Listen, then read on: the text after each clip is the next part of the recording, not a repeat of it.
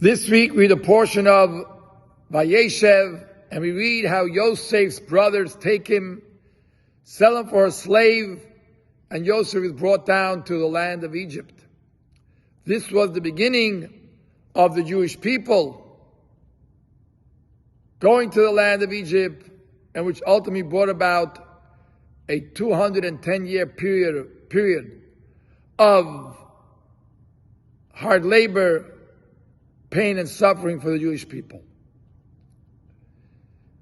And when you look in the portion, we find actually that on Friday, the sixth portion of the portion, the Torah tells us how not only was Yosef sold for a slave, but actually he was put into prison. And the very famous question comes to mind: is there light at the end of the tunnel?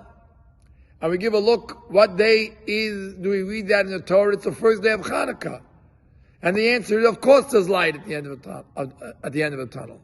Hanukkah is all about light. So what's the message that God is sending us, the Torah sends us? That even in your most difficult times, in the darkest times of the Jewish people, there's light. And what's the sign of that? The holiday of Hanukkah.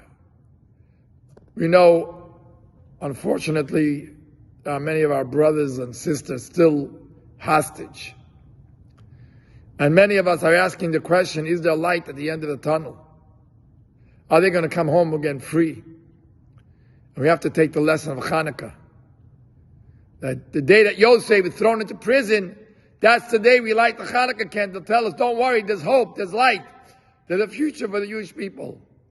So too we have to know, we have to take the strength of Hanukkah and put our trust into God, that yes, the hostages will come home, they will be free, and the Jewish people will celebrate once again, all the Jewish people in our promised land. And hopefully it should happen speedily with the coming of Mashiach Tzidkenu b'mheira v'yameinu amen. Shabbat Shalom to you all, and a very happy, bright, and joyous Hanukkah to you all.